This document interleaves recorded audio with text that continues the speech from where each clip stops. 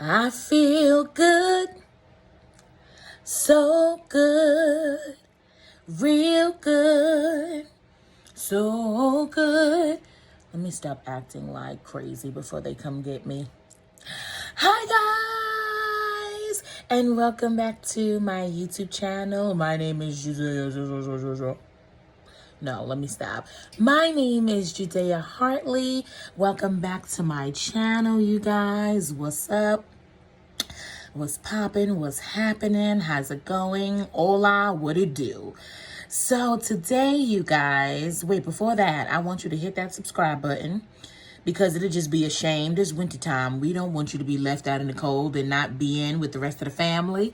So hit that subscribe button and that notification bell so you can get updates on every time I post a new video. So you guys, I wanted to talk about a little bit today about the reasons why you should save yourself for marriage. So you guys, the truth is that I really never was a fast girl, ever.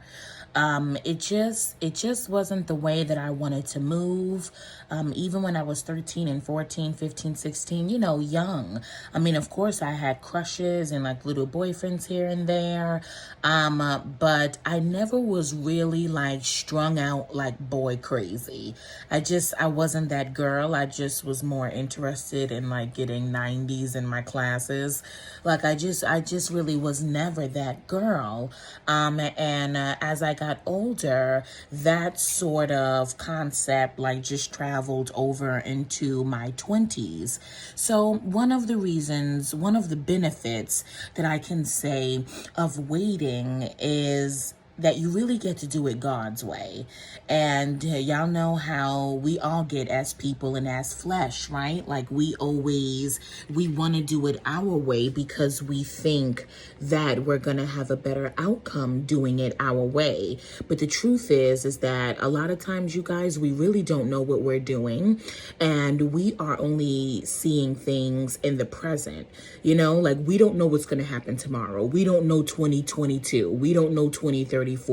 God hears conversations when we're not around, and God knows what's going to happen in the future when we don't. He knows what's best for us. So one of the things, and that's not always easy to surrender to, because if you're like me, you got a plan in your head and you want your plan to work, and you don't realize how much your plan is not for you. It's not the plan that God has for you.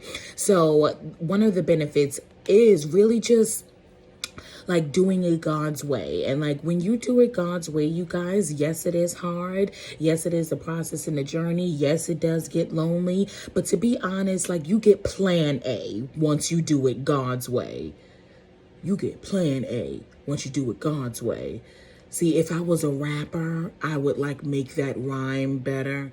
Anyway, you get to do it the Lord's way, and there's so much freedom in that. You know, like when you do it your way, it's like shame and guilt and secrets and hiding. But once you really submit to God's plan for your life, it's a lot of freedom and liberty in that. The second benefit of waiting is that you really get a peace of mind.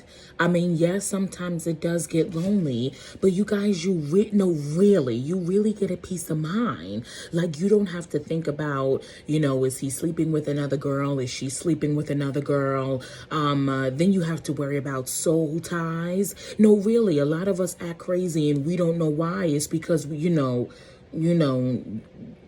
want to rack up too much mileage down there.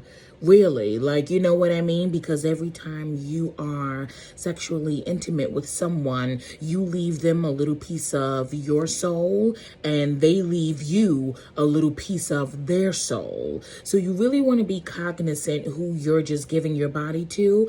And I want to say this, I think that this generation has really, really watered down the sacredity of sex and the sacredity of marriage.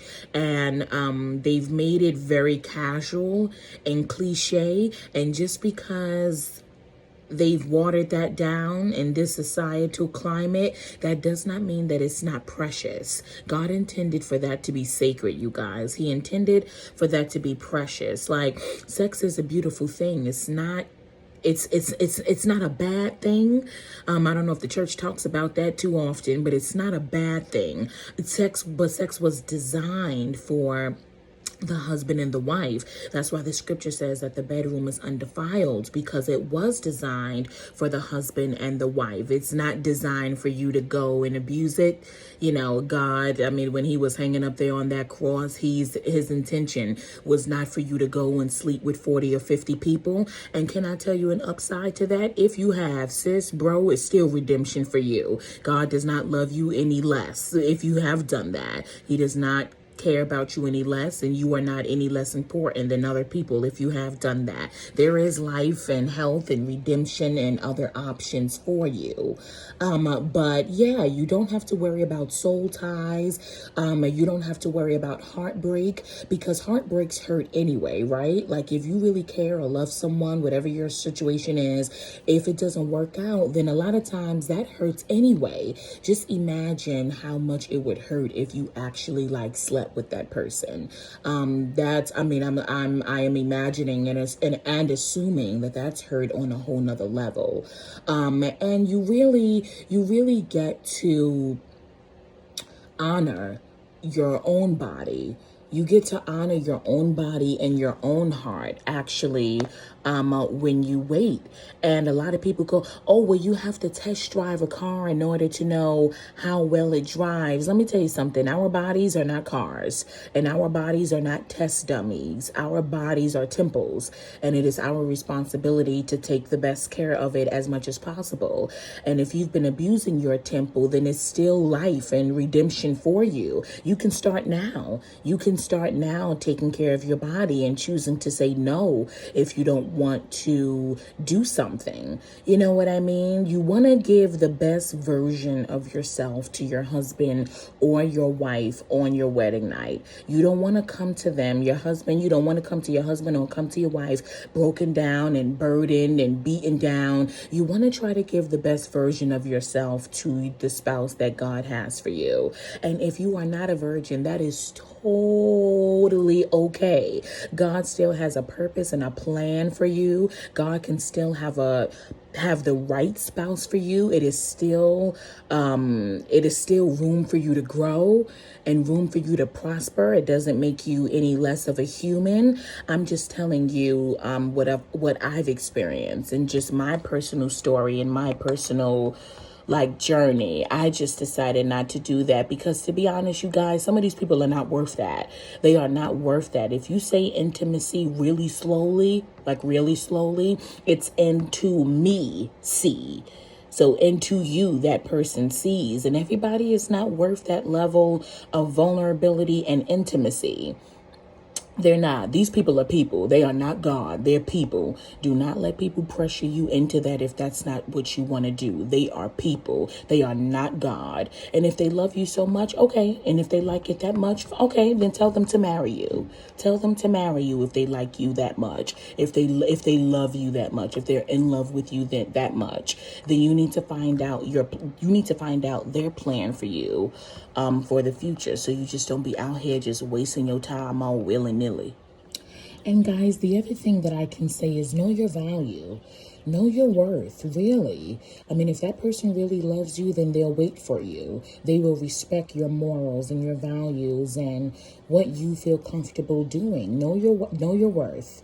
You have to know your worth. You have to know your value. You have to know your worth. And you really need to develop discernment so you can discern and feel who's right for you and who's not right for you. And if God is giving you red flags, pay attention to those red flags.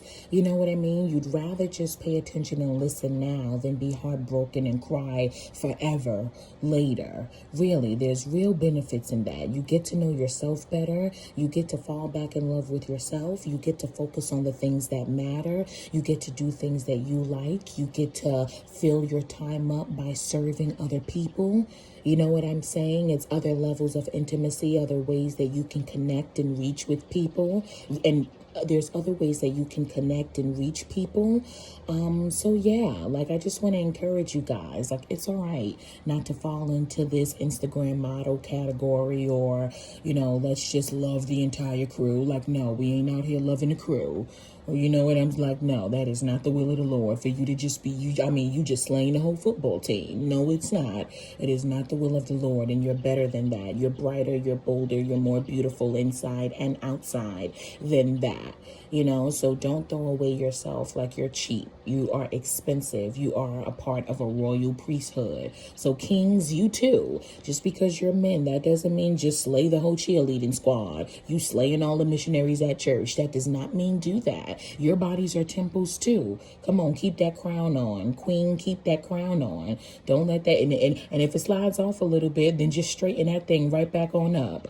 Really, we all mess up. We all make mistakes. No judgment, no condescending intended at all. I said before, if you've absolutely had sex and you're not married, okay, so what? There is redemption and love and life and favor and peace and prosperity and success and even a deeper relationship with God for you, sis, for you, bro. I'm just sharing my journey and the benefits of waiting. And you know what? I'm so glad I did, because I look back in my past to the boyfriends that I had and nobody was worth it. I'm so glad I made this decision, and it gets hard.